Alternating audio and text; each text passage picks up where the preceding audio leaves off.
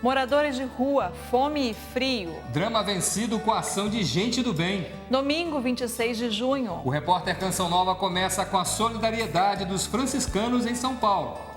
Se as respostas do governo municipal ainda não são suficientes, a população tem se mobilizado para evitar que o frio faça novas vítimas. Esse espaço aqui é conhecido há 13 anos como Chá do Padre, porque no começo do projeto, os frades franciscanos serviam apenas um chá da tarde. Agora, eles estão servindo almoço também.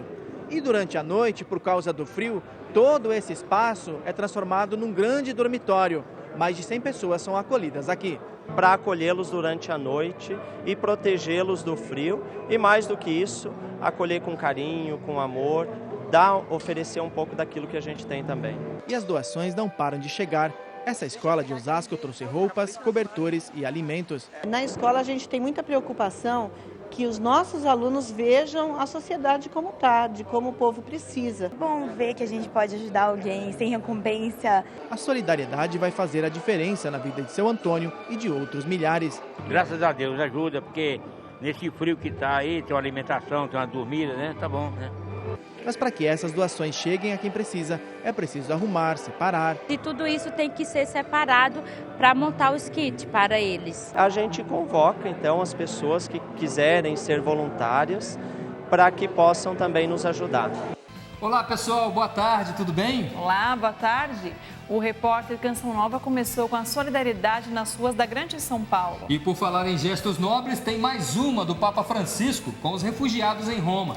O Santo Padre fez questão de ter os migrantes ao seu lado durante a catequese dessa semana, para dizer que o cristão não exclui ninguém. Na catequese, inspirada no encontro de Jesus com o leproso, o Papa afirmou que é necessário rejeitar todos os preconceitos humanos. E para marcar a viagem do Papa à Armênia, que termina daqui a pouco, vamos mostrar uma reportagem especial com descendentes armênios em São Paulo. Nossos repórteres vão falar do genocídio armênio que ocorreu há 100 anos. Famílias inteiras foram dizimadas. E por onde anda Padre Zezinho, o sacerdote que venceu um AVC, fala com exclusividade ao repórter Canção Nova. Em certo momento da minha vida, eu encontrei já com 1969 o padre Jonas. E eram duas formas de espiritualidade. Eu olhava nessa direção, ele ali. Mais duas equipes separadas por uma rede. Vôlei e handball, esportes que não permitem erros. E que tal um passeio pelo campus Bloina e Misericórdia, na Polônia? Locais que vão ser sede de boa parte dos eventos com o Papa Francisco na Jornada Mundial da Juventude, marcada para o mês que vem. Não canto pra fazem bonito, não canto para agradar. E a última parte do som que vem lá do outro lado da porteira. E eu canto é pra incomodar. É informação e verdade. É jornalismo a serviço da vida e da esperança. É repórter Canção Nova que já começou. Domingo passado, nós começamos o programa falando dos moradores de rua que morreram por causa do frio. Isso justamente no ano em que a igreja convida todos a gestos concretos de caridade. Numa videomensagem, o Papa reforçou o convite para que homens e mulheres realizem obras permanentes de misericórdia. Dar de comer a quem tem fome, dar de beber a quem tem sede, acolher o peregrino e abrigar quem não tem teto, vestir os que não têm como se cobrir, visitar os doentes e os presos, sepultar os mortos. São atos de caridade que o cristão é chamado a fazer. Quero chamar a todos os homens e mulheres de buena voluntad de todo o mundo a que em cada ciudad, en cada diócesis, en cada asociación, se haga una obra de misericordia. Essa videomensagem foi gravada para incentivar obras de misericórdia no mundo inteiro. No vídeo, o Papa Francisco cita a Fundação Ajuda a Igreja que Sofre, que já lançou a campanha Seja Misericórdia. O Rodrigo ajudou na elaboração da campanha aqui no Brasil. Como é que você vê esse pedido e esse apoio aí dado pelo Papa Francisco? Foi uma grande alegria, né? Mas também um grande desafio.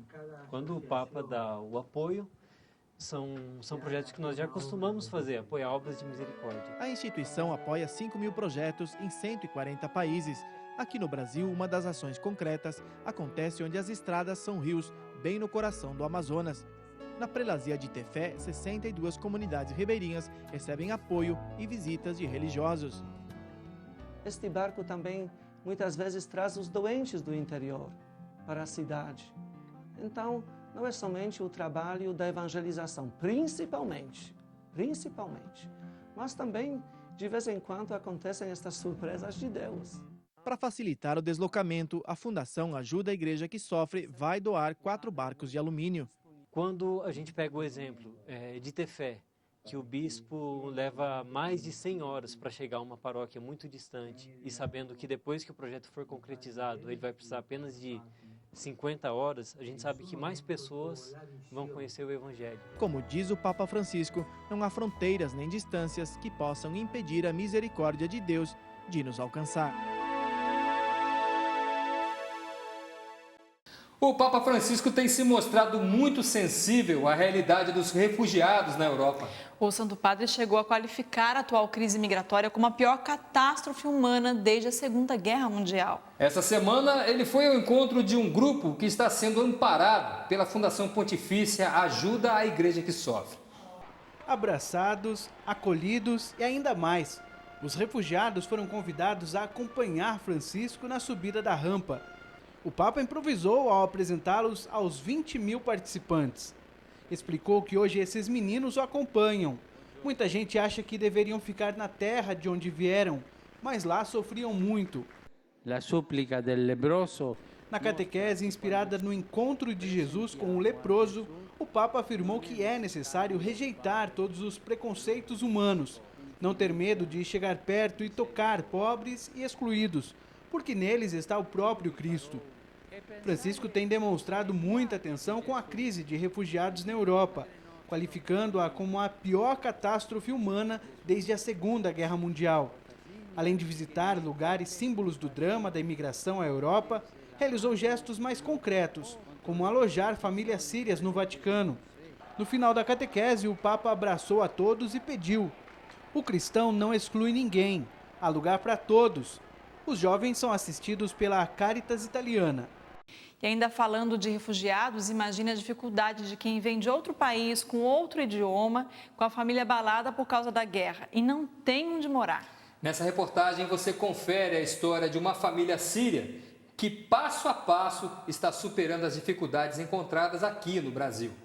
Em 5 anos de guerra na Síria, 470 mil pessoas perderam suas vidas e mais de 5 milhões deixaram o país por causa do conflito. Desde o início da guerra na Síria, o Brasil tem sido destino para muitas famílias. Até agora, o Ministério da Justiça já emitiu mais de 8 mil vistos a refugiados sírios. Essa família daqui chegou ao Brasil em dezembro de 2013, vem superando as dificuldades e já é vista como sucesso na busca por uma vida nova. Mas viver num país estranho não é fácil para ninguém. Porque deixa minha vida tudo na Síria, deixa minha família, deixa minhas amigas, deixa meu apartamento, deixa tudo. Antes da guerra, eles tinham uma vida tranquila na Síria, mas o medo falou mais alto e decidiram vir para o Brasil. Porque só o Brasil abre portas para receber os sírios sem documentos. Para tirar visto, não precisa o documento, só passaporte. Por isso, eu escolhi o Brasil. Eles têm 3 filhos, um deles nascido aqui.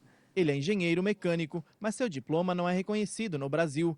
Com a ajuda de brasileiros e da comunidade síria, a família conseguiu um financiamento coletivo, uma espécie de vaquinha pela internet, e abriu um restaurante na zona sul da cidade. Aqui no Brasil, tem o site, você pode postar, você pode fazer esse site, pedir o dinheiro, e quem quer te ajudar, ele vai pagar dinheiro para o site depois ele vai pagar para você.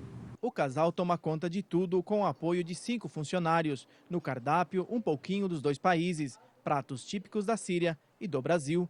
O lugar é simples e a decoração árabe completa o ambiente. Eu acho minha vida agora bem melhor aqui no Brasil, porque eu tenho meus negócios, meus filhos na escola particular, tenho uma menina brasileira, então meus documentos tudo certinho. Para vencer num país diferente do seu, não há nenhuma receita, mas com certeza nesses quitutes aí tem uma boa dose de esperança. Agora no Brasil tem vida nova para mim. E o Papa Francisco está concluindo hoje sua viagem apostólica à Armênia. Para conhecer um pouco mais sobre os armênios, nossa equipe preparou uma reportagem especial. Nela, nossa repórter mostra a grande dor vivida há 100 anos por esse povo e que ainda não foi esquecida. Uma tragédia que ficou conhecida mundialmente como genocídio armênio.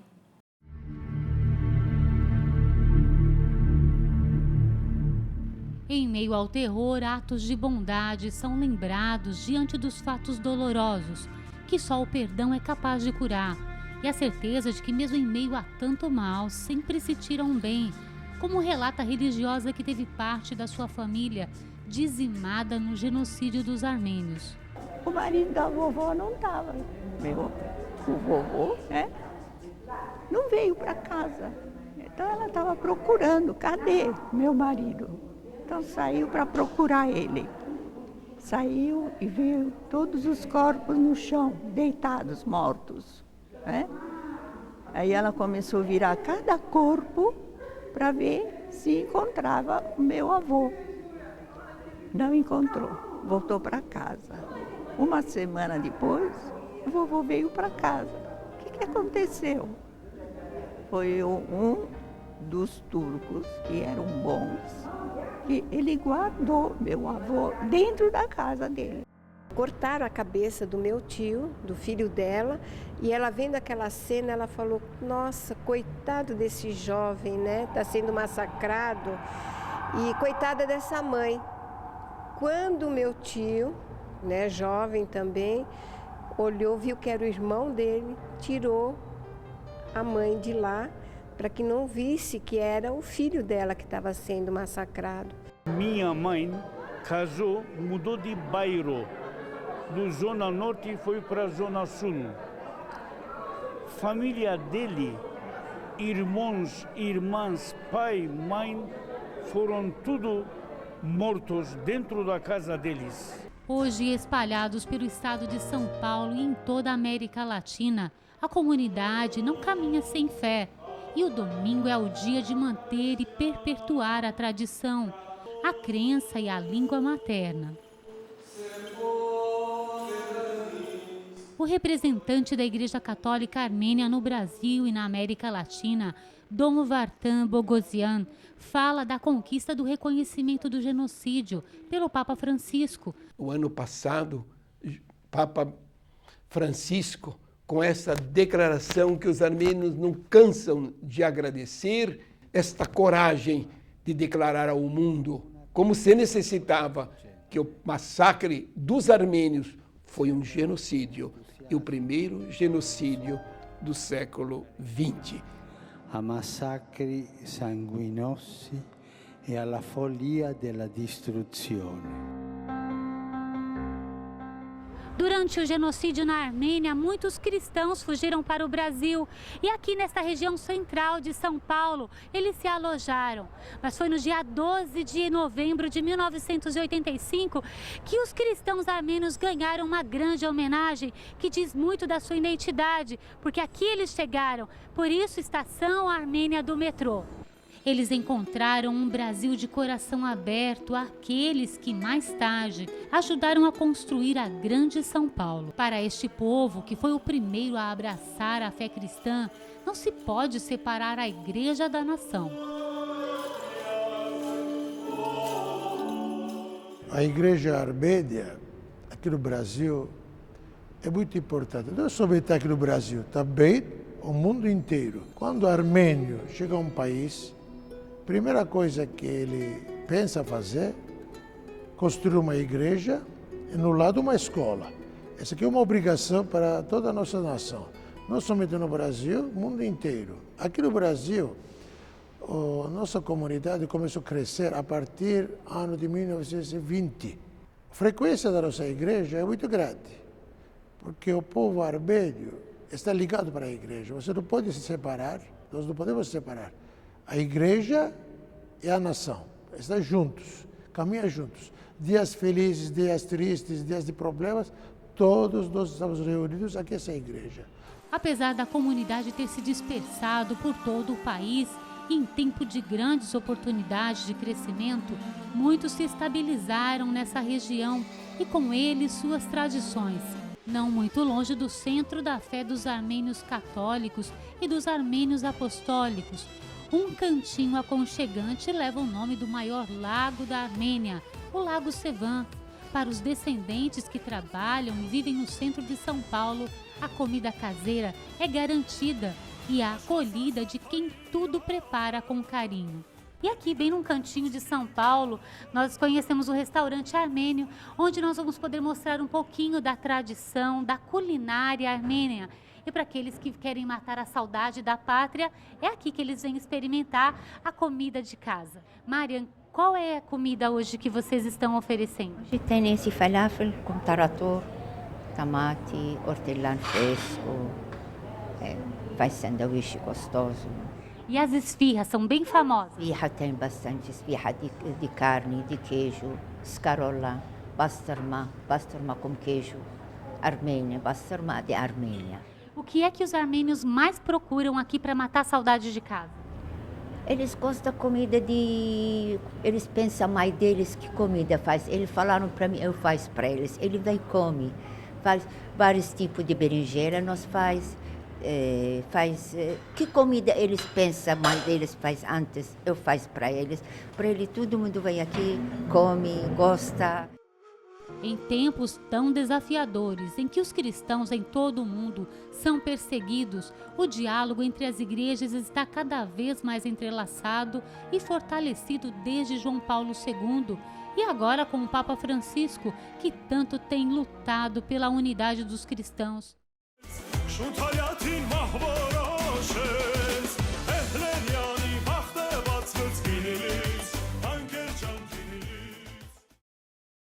Você confere o resumo dessa viagem apostólica amanhã, às 7 da noite, no Canção Nova Notícias.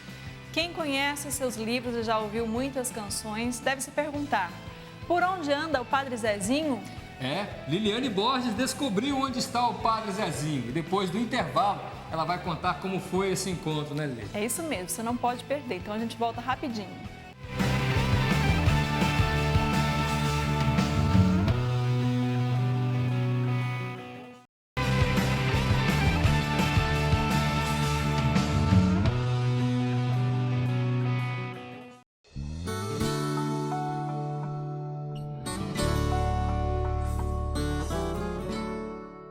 E a entrevista começou assim, com uma ajudinha do próprio Padre Zezinho.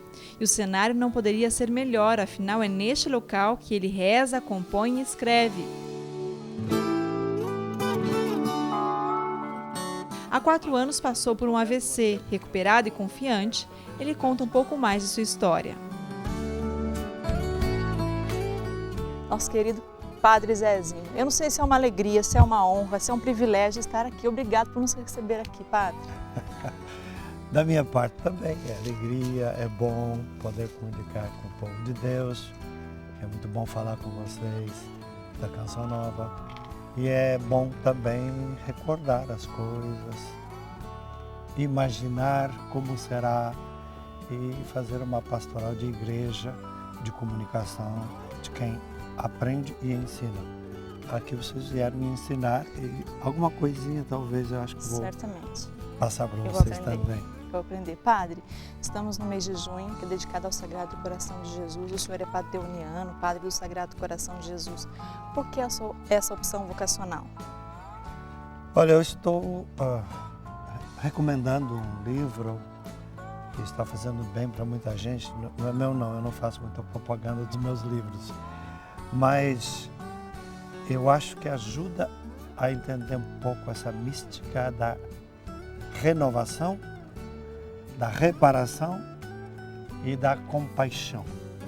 O livro chama-se 12 Passos para uma Vida de Compaixão, da Karen Armstrong, que foi religiosa e deixou a vida religiosa porque a mãe estava doente, ela também. E daí ela continuou depois o seu trabalho de pesquisa sobre as igrejas e as religiões. Tem mais de 15 livros. E é muito bonito esse último livro, porque ela fala da busca da compaixão e da misericórdia na maioria das igrejas e religiões. Esse trabalho é muito bom porque mostra como não é possível imaginar uma religião sem a compaixão. Se você tirar a compaixão da vida de uma pessoa, você não tem um santo e você não tem uma pessoa humana. E se você tira esse sentimento de e sofrer junto, compatire, né? Então você não entendeu o que é ser pessoa. Porque você se torna pessoa quando você sofre junto. A mãe com os pais, os filhos com os pais, os vizinhos, os amigos. A gente sente com a pessoa. Não só sofre, mas também fica feliz. Patire isto, sentir junto. E as religiões só se justificam se acontecer isso. Então, esse conceito de Sagrado Coração de Jesus, esse conceito de capacidade que eu de sentir a dor do outro, a alegria do outro, esta paixão, né? De como Jesus que sofreu por nós, mas também sorriu conosco, viveu conosco.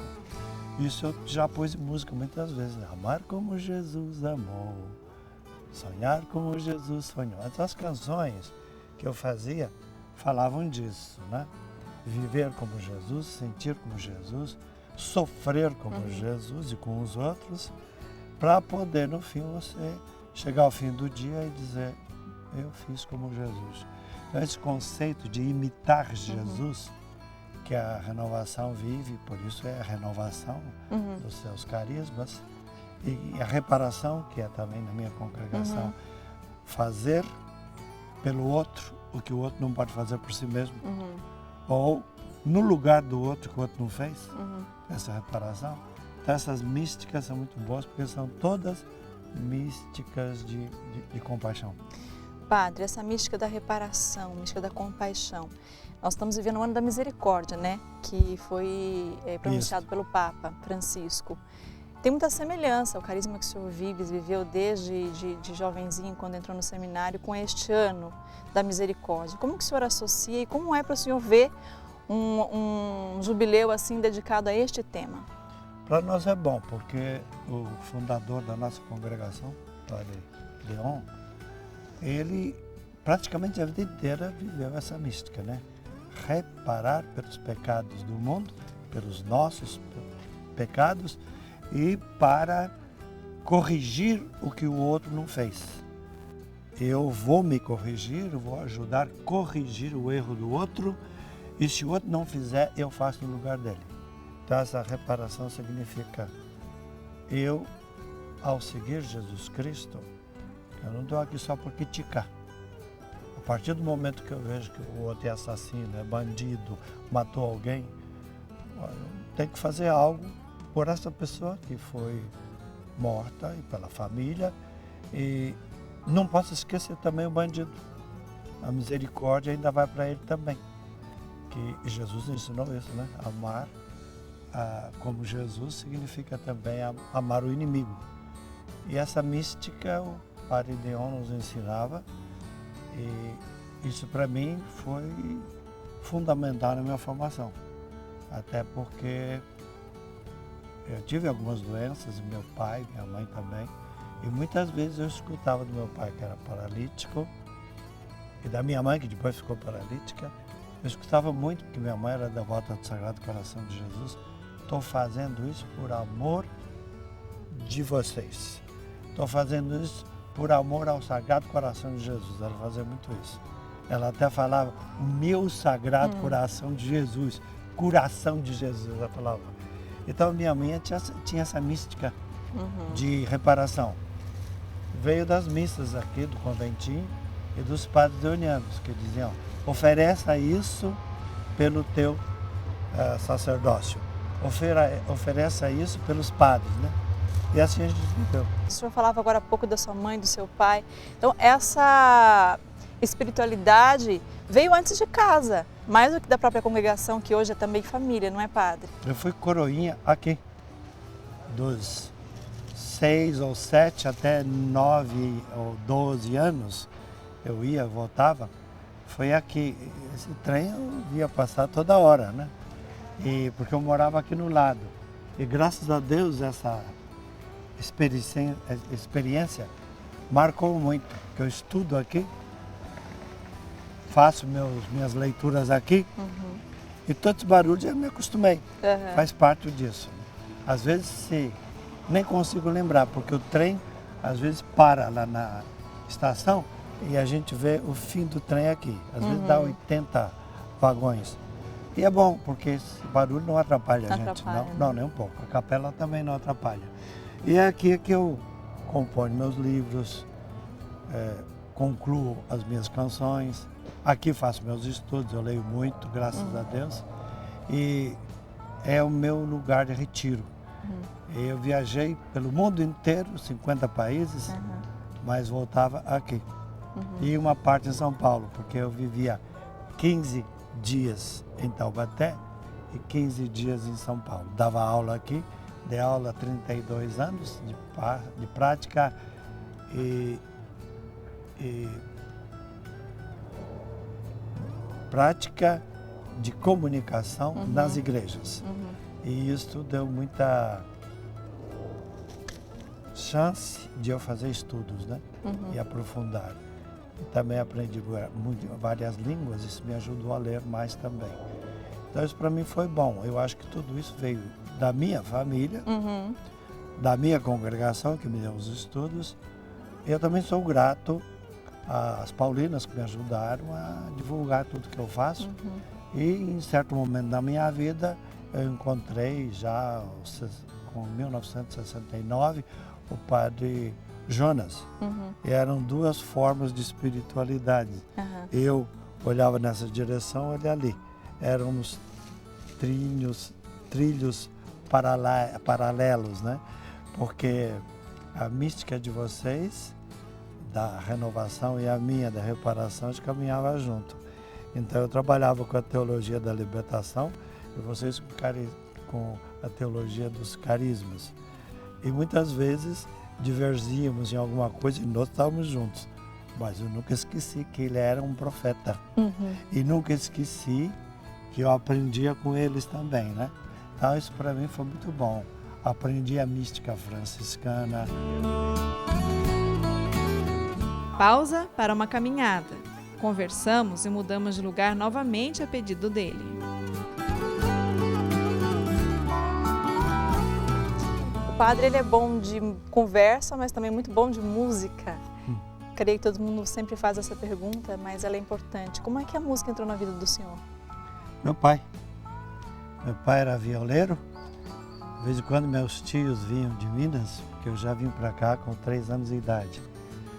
E tocavam as modas de viola. E aqui na região, a música sertaneja era muito famosa. Anacleto, Rosa Júnior e também o famoso comediante que depois fez muitos filmes aqui, o Mazzaropi. E havia muitos famosos cantores aqui. E é claro que a criança ouvia tudo isso no rádio. E, então eu cresci com raízes mineiras, sertaneja, paulista também. E depois tive chance, à medida que eu fui para o seminário, lá também aprendi a música do Rio Grande, de Santa Catarina. E tivemos uma formação de música clássica também no seminário. Isso depois me ajudou, porque indo para os Estados Unidos eu conheci a música country do povo americano, mais tarde da Grécia, da Itália, da Espanha, e tudo isso me deu uma musicalidade tranquila. E comecei a compor em cima disso, né? Uma formação musical assim bem, como é que eu diria, telúrica, né? Do mundo. E eu gostei disso, me ajudou a usar os instrumentos, tanto que eu estou terminando agora uma opereta musical sobre os 300 anos de Aparecida, já está gravada. para 18 cantores. E interessante que eu usei muito a música do Vale. O senhor não para de jeito nenhum, né? Não, Deus ajuda. Zezinho tem mais de 1.500 músicas, não é isso? Tem mais já? Gravadas 1.700. Meu Deus. E que ainda tem guardado por aí, dá mais uns 1.000. E escritos, livros, artigos, o senhor tem, assim... E esse ano eu vou publicar 4 livros. Estou terminando um agora, que daqui a 3 semanas me entregam. E estou sempre escrevendo e anotando as coisas. É bom porque eu aprendi a digitar. E não só isso, a ditar. Então, além o que eu não digito, eu dito. E minhas sobrinhas e outros amigos pegam e digitam tudo. Então, por dia sai muita coisa. E claro que depois eu escolho onde eu vou colocar essas ideias. E muitas coisas que eu dito também viram canção. Então, sempre tem.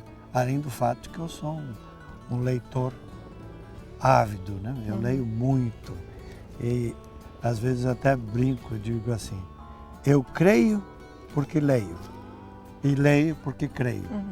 Porque a fé está ligada muito pelos olhos e pelo sentimento.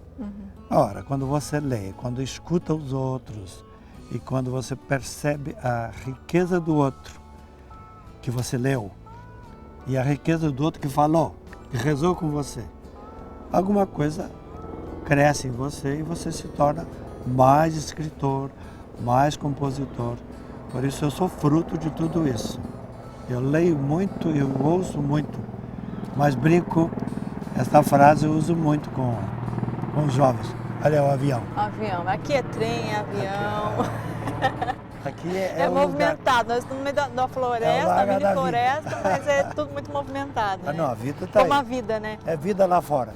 É exato. Mas eu noto que certos slogans que eu uso ajudam muito. Então, eu creio porque leio, leio porque creio, uma coisa leva a outra.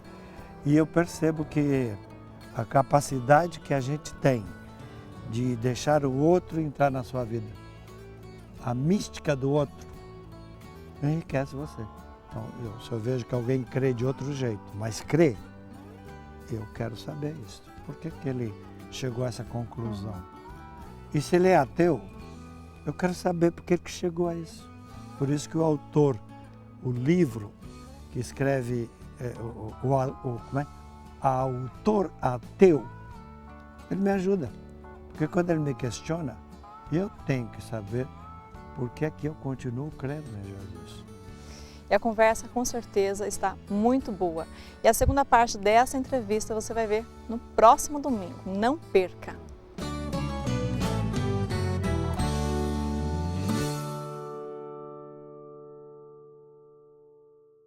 Bora em frente então, depois do intervalo tem esportes olímpicos com 2 disputas coletivas. Uma tem a rede como obstáculo e a outra tem a rede como meta. E falta pouquinho para a Jornada Mundial da Juventude na Polônia. Depois do intervalo, a Aline Carbonari mostra os lugares por onde Francisco vai passar. A gente volta já já.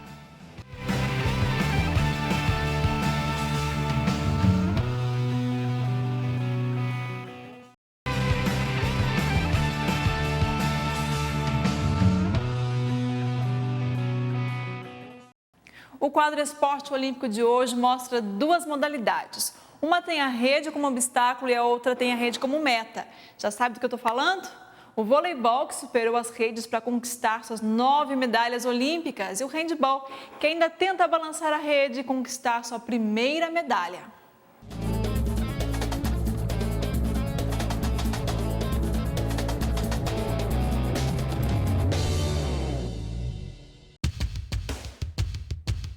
Duas equipes separadas por uma rede. No vôlei, marca pontos quem acertar a bola no chão da quadra adversária. Um esporte que não permite erro. Todo erro que você comete é ponto do adversário. Diferente do futebol, você erra um passe, não necessariamente você toma um gol. São 6 jogadores de cada lado. Apenas um tem um uniforme diferente. É o chamado líbero. Aquele que pode entrar e sair quantas vezes o técnico quiser. As funções deles são limitadas assim, em não sacar, não bloquear, não atacar, né? E ele entra para fazer o fundo de quadra, né? A cada ponto marcado, os jogadores mudam de posição em sentido horário. O capitão é responsável pela equipe na quadra. O capitão ele tem que ser responsável e dar o exemplo dentro e fora de quadra. Tem que liderar as meninas. A partida é disputada por sets de 25 pontos cada, que só acabam quando uma equipe atinge 2 pontos de vantagem. Ganha a partida quem vencer 3 deles. Em caso de empate... O tie break, aí é uma partida, um set de 15 pontos, um set bem mais curto e um set que todos tentam evitar.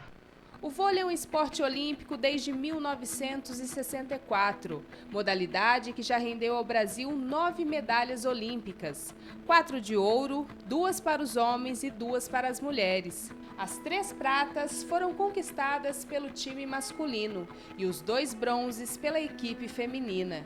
A bola é utilizada em muitas modalidades, cada uma no seu formato e no seu tamanho. Essa é de vôlei, bem leve, e nesse esporte ela é jogada para o alto. Já nesse outro esporte, a bola é menor e é utilizada para fazer gols com as mãos. O handebol brasileiro ainda não conquistou a sua primeira medalha olímpica. A rede pode balançar em segundos. No handebol, a bola é conduzida com as mãos e quicando na quadra até arremessar ao gol adversário. É um esporte olímpico desde Berlim em 1936, disputado em quadra fechada em 2 tempos de 30 minutos. Cada time tem 7 jogadores. O pivô joga infiltrado na linha de defesa adversária. A pivô ela serve mais para fazer bloqueio, para sobrar mais espaço para as armadoras chutar. O armador é o que tem a maior visão de jogo.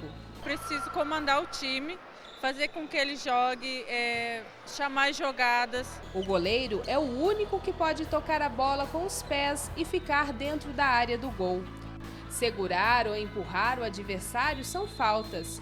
As punições são advertência verbal, cartão amarelo, exclusão de 2 minutos e o cartão vermelho. No handebol, o cartão vermelho, a equipe vai ficar com um atleta a menos durante 2 minutos. Depois pode completar, o time ficar com jogadores normais. No handebol, vence quem marcar mais vezes na partida. As decisões que terminam empatadas e na prorrogação às vezes persiste, né? Dependendo se for um campeonato que prevê o regulamento a prorrogação, então tem a disputa em pênalti, como se fosse no futebol mesmo. Com a bola sempre presa nas mãos, os atletas driblam e saltam pela quadra. O segredo para a bola não escapar é a cola, que dá uma aderência maior. Um auxílio tão importante quanto o talento e a tática dos jogadores. O espetáculo que a gente espera ver em casa e, quem sabe, acompanhado de uma medalha.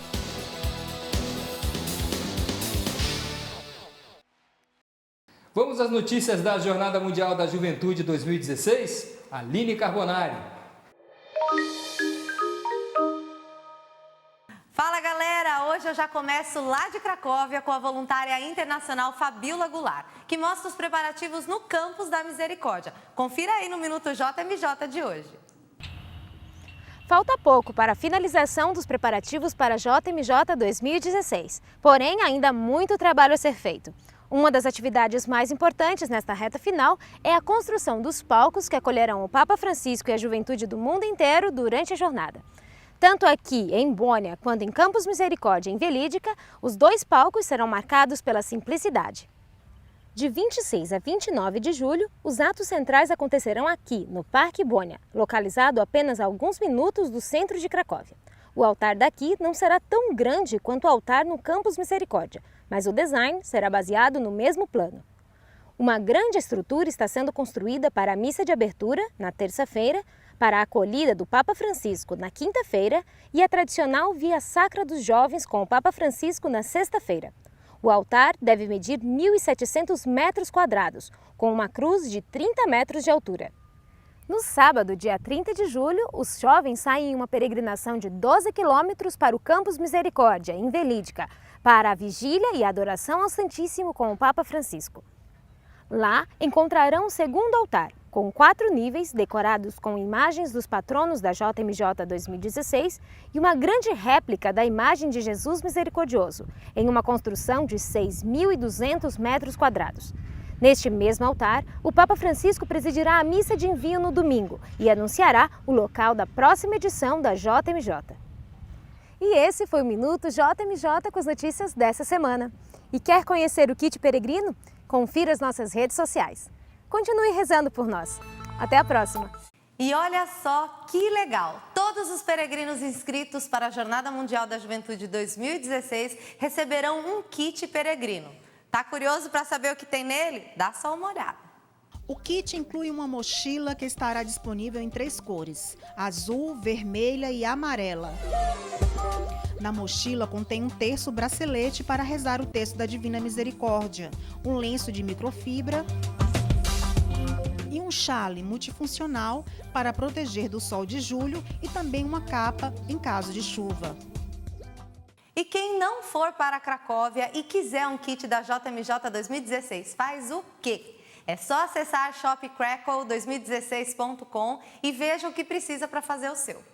E olha, galera, agora é oficial. A programação do Papa Francisco para a JMJ na Polônia já foi definida. E é claro que a gente vai deixar você por dentro de tudo. Se liga aí. Quarta-feira, 27 de julho, 9 horas da manhã, o Papa Francisco sai de Roma para Cracóvia.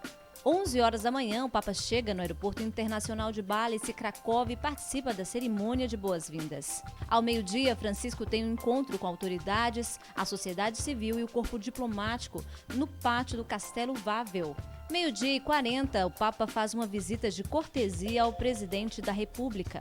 1h30 da tarde, Francisco se encontra com os bispos poloneses na Catedral de Cracóvia. Quinta-feira, 28 de julho de 2016, às 2h40 da manhã, Francisco visita o convento das Irmãs da Apresentação. 3h30 da manhã, o Papa segue de helicóptero para Częstochowa. 4h45 da manhã, o Papa chega ao mosteiro de Jasna-Góra e visita a Capela da Virgem Negra.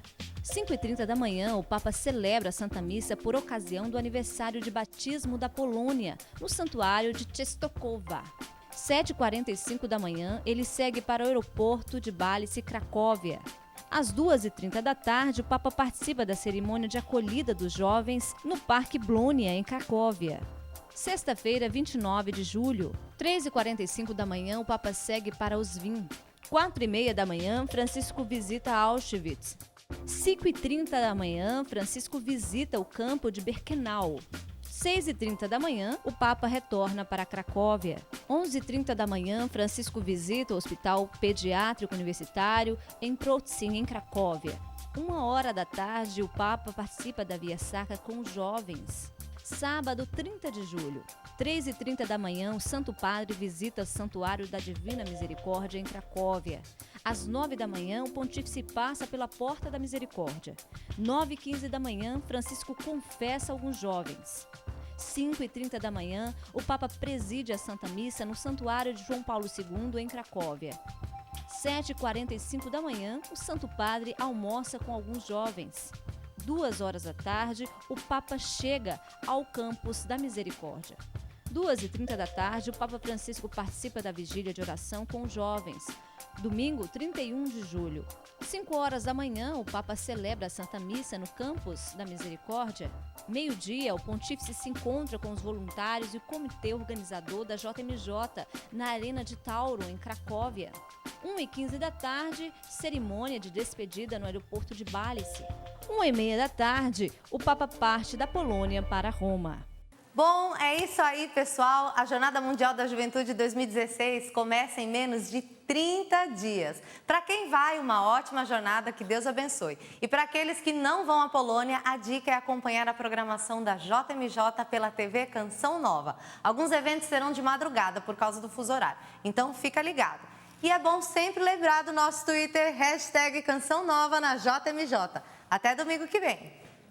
Valeu, Aline. Até domingo. E por falar nisso, a gente também tá partindo, Wallace. Hashtag partiu repórter Canção Nova. Mas domingo que vem tem mais, viu? Então, para você, uma ótima semana e a gente se encontra domingo que vem, se Deus quiser. E para fechar o pacote, tem a última parte do som que vem lá do outro lado da porteira. Tchau, tchau, pessoal.